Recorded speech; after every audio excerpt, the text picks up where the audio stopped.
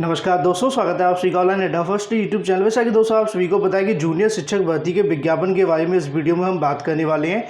और जैसा कि आप सभी जानते हैं कि हर एक भर्ती के संबंध में जो भी सूचना होती है सबसे पहले आप सभी को ऑनलाइन एडा फर्स्ट चैनल के माध्यम से दी भी जाती है।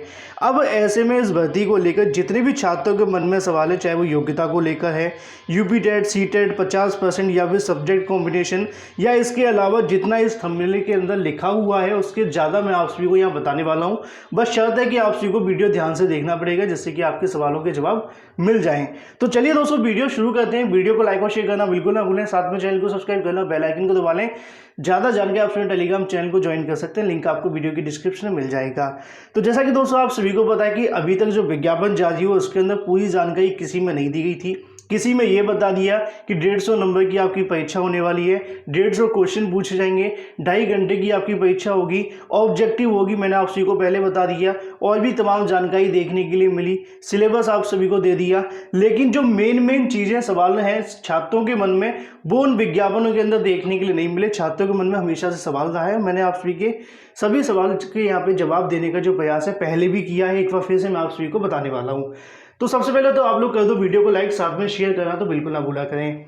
सबसे बड़ी जानकारी देखने के लिए मिलती है कि योग्यता को लेकर, योग्यता के बारे में वहाँ पे स्नातक लिखा है। अभी भी छात्र कई सारे कमेंट करते हैं क्या सर स्नातक है, बिल्कुल नहीं है। जैसा कि आप सभी को पता है कि यहाँ पे जो प्लेन ग्रेजुएशन मांग गई है, प्लेन ग्रेजुएशन का मतलब हो जाता है कि अगर आपकी पोस्ट ग्रेजुएशन भी होती है इसके अंदर तो वो भी आप सभी से मांग ली जाती। तो ग्रेजुएशन के साथ में जो अलग अर्हता होती हैं वो आप सभी के पास में होनी चाहिए। बीएड, बीटीसी या फिर इसके समकक्ष जो भी डिग्रियां होती हैं, जैसा कि मैंने कई बार आप सभी को बताया 4-5 डिग्रियां आती हैं, तो वो सभी अगर आपके पास में है तो आप लोग इसके लिए आवेदन कर सकते हैं। जैसे कि अगर मैं आप सभी को समझाना चाहूँ, समझाने के तौर पे पहला मैंने आपको बीएड बताया, साथ में बीटीसी आपको बताया, साथ में आप सभी को पता होना चाहिए बीएलएड वाले भी इसके अंदर आवेदन कर सकते हैं, या फिर अगर बात करें बीएड या फिर अगर बात करें बीसीएड जो चीज़ें होती है वो आप सभी इसके अंदर आवेदन कर पाएंगे, है ना, जिसको हम कहते हैं बीएससीएड। ठीक है, मैं ये सारी चीज़ें आप सभी को दिखा भी दूंगा, थोड़ा सा वेट कर लेना, वीडियो को लास्ट तक आप सभी के सारी सही चीज़ें क्लियर करने का प्रयास किया जाएगा। ठीक है, लेकिन इसके अंदर आप सभी के मन में सबसे बड़ा सवाल आता है कि ग्रेजुएशन के साथ में कौन सा यूपी टेट और सी टेट आप सभी के पास में होना चाहिए। ठीक है, क्योंकि यूपी टेट और सी टेट को लेकर भी सवाल है।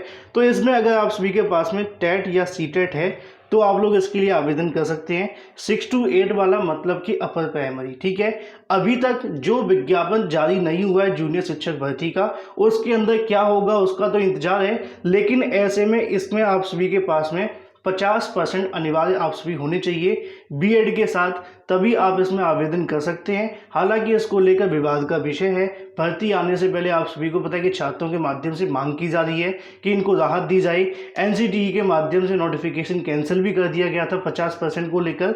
लेकिन अभी तक जो आवेदन कर सकते हैं, अगर आपके पास में बीएड, बीटीसी या फिर इसके समकक्ष जो भी डिग्रियां आती हैं वो, उसके साथ में टेट या सी टेट अगर आपके पास में है, 50% आप सभी की बीएड के साथ है, तो इस भर्ती के अंदर आवेदन कर सकते हैं। बस इतनी सी इसकी शैक्षिक अर्हता है जूनियर शिक्षक भर्ती को लेकर। अब आप सभी के मन में सवाल होगा सर ये कहाँ पे लिखा हुआ है, तो मैं आप सभी को दिखा देना चाहता हूँ। जैसा कि अगर आप सभी ने कल का एक नोटिफिकेशन देखा होगा, उसके अंदर लिखा हुआ है कि 1972 सेवा नियमावली के अनुसार ये भर्ती आप सभी की करवाई जा रही है। उसी क्रम में इसके अंदर आपकी अध्यापक पात्रता परीक्षा को लेकर सारी जानकारी देखने के लिए मिल जाती है कि यहाँ पे जो आप सभी की करवाई जाती है राष्ट्रीय अध्यापक पात्रता, या फिर अगर बात करें जो आपकी देखने के लिए मिलती है जूनियर शिक्षक भर्ती को लेकर स्टेट लेवल पे, जिसको हम यूपीटीईटी कहते हैं। ठीक है, राज्य सरकार द्वारा संचालित किसी लिखित परीक्षा में आप सभी के पास में होना चाहिए। ठीक है, इसके अलावा आप सभी को यहाँ पर रिक्तियों के बारे में तो जानकारी की आवश्यकता नहीं, न्यूनतम शैक्षिक अर्हता आप सभी के पास में यहाँ से देखने के लिए मिलेगी, जो कि मैं आपको समझा रहा था। ठीक है, उसी क्रम में आप सभी के सामने लिखा है कि विश्वविद्यालय अनुदान, सारी जानकारी आप सभी जानते हैं। मेन चीज़ें यहाँ से शुरू हो जाती हैं कि 50% आप सभी का होना चाहिए बीएड के साथ। ये सबके लिए बताया गया है। ठीक है, किसी भी नाम से पुकारा जाता हो इसके पास, जो भी आप सभी के पास है, आप लोग इसके अंदर आवेदन कर पाएंगे। जो बीटीसी वाले हैं उनके लिए 50% की अनिवार्यता नहीं है। ठीक है, ये फिलहाल मैं आप सभी को बता दूं, जब शाम को नोटिफिकेशन आता है या फिर कल सुबह तक आता है, उसके अंदर अगर आपको राहत मिलती है तो वो चीज़ अलग है। लेकिन फिलहाल जो चीज़ें मैं आपको बता रहा हूँ, ठीक है, इसके अलावा प्रारंभिक शिक्षा को लेकर बीएलएड वाले छात्र इसके अंदर आवेदन कर सकते हैं। इसके अलावा नीचे आप सभी को देखने के लिए यहाँ पे मिल जाएगा, जैसा कि मैंने आपको बताया था, बीएससीएड, यहाँ पे जो अभ्यर्थी होंगे वो भी आवेदन कर पाएंगे।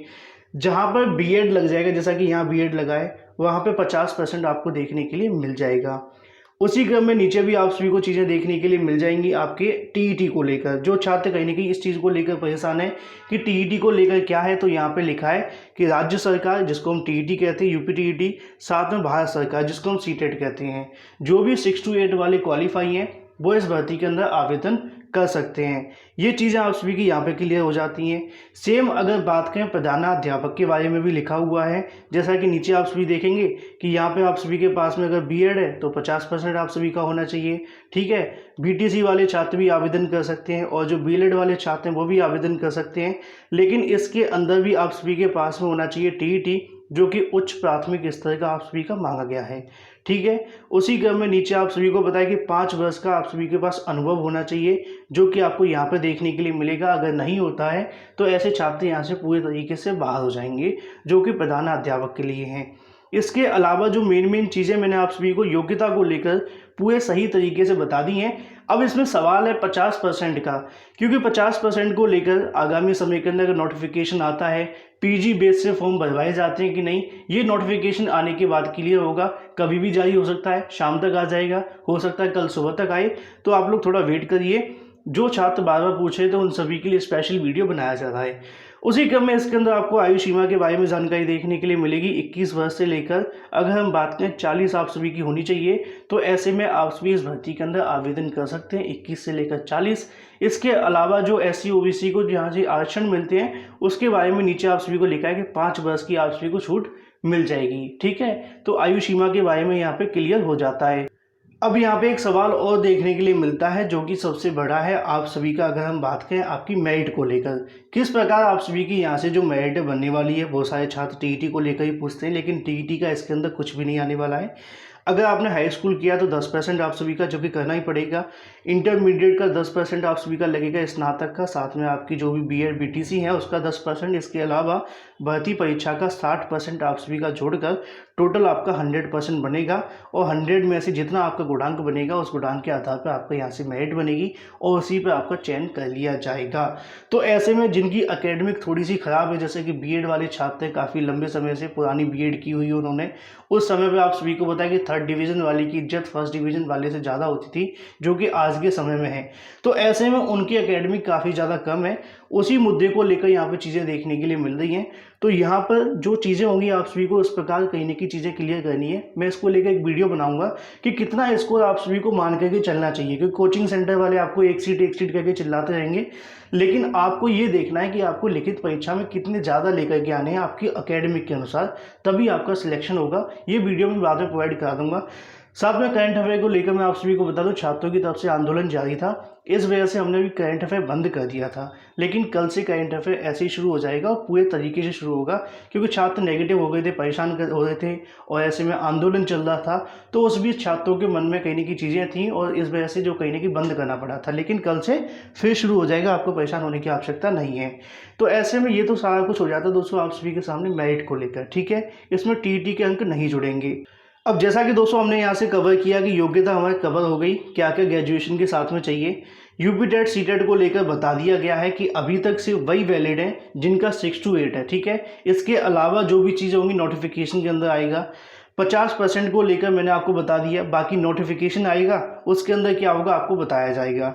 ठीक है, मेरिट कैसे बनने वाली ये भी आप सभी को बता दिया। परीक्षा का पैटर्न आपको बताया कि 2.5 घंटे की आपकी परीक्षा होने वाली है। ये सारी चीज़ें मैं आपको पहले से बता चुका हूँ। नेगेटिव मार्किंग इसके अंदर नहीं देखने के लिए मिलेगी, तो उसको लेकर आपको परेशान भी नहीं होना है। अब सवाल आता है सब्जेक्ट कॉम्बिनेशन के बारे में, कौन कौन से विषय किस प्रकार बनेंगे, क्योंकि छात्रों को सबसे ज़्यादा इसी चीज़ को लेकर सवाल है। अभी तक जितने भी शासन आदेश जारी हुए हैं, जितनी भी जानकारियाँ मिली हैं, उसके अनुसार उसको पढ़कर, उसको समझकर, उसका विश्लेषण करके लगता है कि सब्जेक्ट कॉम्बिनेशन इसके अंदर नहीं मांगा जाएगा। अगर आपने मेरे पुराने वीडियोज़ उठा करके देखे होंगे, मैंने अपने हर वीडियो के अंदर आपको यही जानकारी दी है, क्योंकि जहाँ तक हमारा विश्लेषण गया है, परीक्षा नियामक प्राधिकारी के माध्यम से सब्जेक्ट कॉम्बिनेशन इसके अंदर नहीं होगा। बार बार छात्र पूछते हैं, मैंने बार बार बता दिया है। तो हो सके तो ज़्यादा से ज़्यादा लोगों तक इस वीडियो को शेयर कर दीजिए। बाकी अगर नोटिफिकेशन के अंदर आता है तो एक विवाद हो जाता है इसको लेकर, क्योंकि ये चीज़ें काफ़ी ज़्यादा कन्फ्यूजन वाली हो जाती हैं और कहीं ना कहीं कॉम्बिनेशन बनाते बनाते भर्ती का भर्ता बनता है ना। तो ऐसे में मुझे नहीं लगता कि इसके अंदर सब्जेक्ट कॉम्बिनेशन मांगा जाएगा। ठीक है, तो जो छात्र इस चीज़ को लेकर परेशान है कि भाई सब्जेक्ट कॉम्बिनेशन होगा कि नहीं होगा, वैसे मैंने बता दिया है। बाकी नोटिफिकेशन के अंदर अगर होता है तो आप सभी को वो भी बता दिया जाएगा, है ना। ऐसा तो है नहीं कि भाई नहीं आएगा, लेकिन हाँ उम्मीदें ऐसी हैं कि इसके अंदर सब्जेक्ट कॉम्बिनेशन नहीं मांगा जाएगा। जितना हमने विश्लेषण किया है तमाम आप सभी के सामने चीज़ें रखी हैं। अब सवाल आता है कि किस प्रकार और कौन से विषय के अंदर छात्र आवेदन करेंगे। जैसा कि दोस्तों मैंने कई बार आप सभी को यहाँ पर जानकारी दी है कि ग्रेजुएशन के सब्जेक्ट के अकॉर्डिंग आप सभी को यहाँ से आवेदन करने के लिए मिलेगा, ठीक है।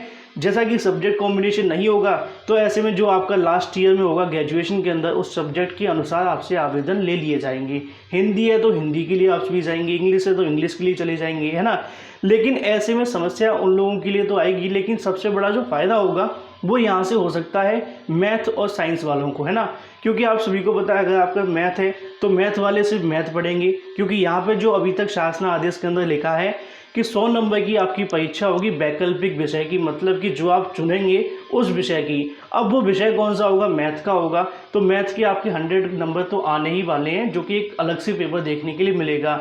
अब जो साइंस वाले होंगे उनको साइंस पढ़ना पड़ेगा पूरे 100 नंबर का, क्योंकि उनका सब्जेक्ट जो रहेगा वो तो बड़ी आसानी से उसको पढ़ ही लेंगे। उनके लिए तो अच्छी खबर है, अभी तक जो मैंने आपको बताया कि 50 नंबर का आपका एक पेपर होगा जो कि खंड का होगा, जिसमें आप सभी को बहुत कुछ पूछा जाएगा। मैंने आपको कल भी दिखा दिया था, जो कि यहाँ पे सबके लिए अनिवार्य रहेगा। लेकिन अगर हम बात करें भाषा के अंदर, विज्ञान के अंदर, गणित के अंदर, सामाजिक के अंदर, वो छात्र यहाँ पे आवेदन कर पाएंगे। लेकिन ऐसे में छात्रों के मन में सवाल है कि किस प्रकार यहाँ से सब्जेक्ट लिए जाएंगे। इसके बारे में शासन के माध्यम से एक पूरे तरीके से प्रोफार्मा तैयार किया जाएगा, जो कि आपको ऑफिशियल विज्ञापन के अंदर देखने के लिए मिलेगा। अब बीकॉम वाले छात्रों के मन में सबसे बड़ा सवाल होता है ना, कि वो किसके अंदर आवेदन करेंगे। तो वो आर्ट साइड वाले में आवेदन कर पाएंगे, जैसा कि उसके अंदर सामाजिक भी चीज़ें देखने के लिए मिल जाती हैं, है ना। अब सामाजिक के अंदर बहुत बड़ा पोर्शन आप सभी को पढ़ना पड़ेगा, है ना। तो ऐसे में जो चीज़ें होने वाली हैं, अगर हम बात करें किस विषय से कौन से छात्र जाने वाले हैं, तो पहली चीज़ ये है कि सब्जेक्ट कॉम्बिनेशन नहीं मांगा जाएगा, ठीक है। लेकिन जो सवाल आप सभी के मन में है कि किस प्रकार आप सभी का यहाँ से देखने के लिए मिलेगा, तो मैंने कई बार आप सभी को बताया कि जो आप सभी का लास्ट ईयर का सब्जेक्ट होगा उसके अनुसार आप सभी यहाँ पे आवेदन कर पाएंगे। तो ऐसे में अभी तक जो शासन आदेश के अंदर आने वाला है या विज्ञापन के अंदर आने वाला है, उसमें यही चीज़ें होनी चाहिए, इसके अलावा कुछ नया तो नहीं होगा। बाकी जो छात्रों के मन में पूरे तरीके से संशय खत्म होगा कि किस विषय में हम जाएंगे, क्या क्या चीज़ें रहने वाली हैं, ये ऑफिशियल विज्ञापन आने के बाद ही क्लियर होगा। क्योंकि शासन ने किस प्रकार यहाँ पर चीज़ें क्लियर की हैं उसको देखने के बाद ही पता चल पाएगा। लेकिन एक अगर बात की चीज़ों को समझने का हम प्रयास करें तो आप सभी का जो पेपर होगा उसके अनुसार 50 नंबर तो सबके लिए अनिवार्य हैं, और जो 100 नंबर का पेपर होने वाला है उसके अंदर आप सभी के सामने कोई कॉम्बिनेशन नहीं मांगा जाएगा। बस आप जिस विषय को चुनेंगे वही आपको परीक्षा देनी है। अब जो मैथ वाले वो मैथ पढ़ लेंगे, साइंस वाले साइंस पढ़ेंगे। बाकी इसके अंदर ज़्यादा चीज़ें क्लियर करने की समस्या आपको नहीं पड़ेगी। मुझे उम्मीद है कि नोटिफिकेशन जैसे ही जारी होगा सारी चीज़ें आप सभी के वहाँ से मैं क्लियर वैसे ही कर दूंगा और छात्रों को पता भी चली जाएगा। तो ऐसे में जो विज्ञान और गणित वाले हैं उनको तो ज़्यादा समस्या नहीं होने वाली है, लेकिन सामाजिक के अंदर आप सभी को होता है बड़ा पोर्शन होगा। अब कुछ लोग कहते हैं कि सर मैथ में बहुत बड़ा पोर्शन होता है, तो मैथ तो आप सभी पढ़ते हैं ना, ऐसा तो है नहीं कि आप मैथ पढ़ रहे हैं तो बीजगणित नहीं पढ़ेंगे, अंकगणित नहीं पढ़ते हैं।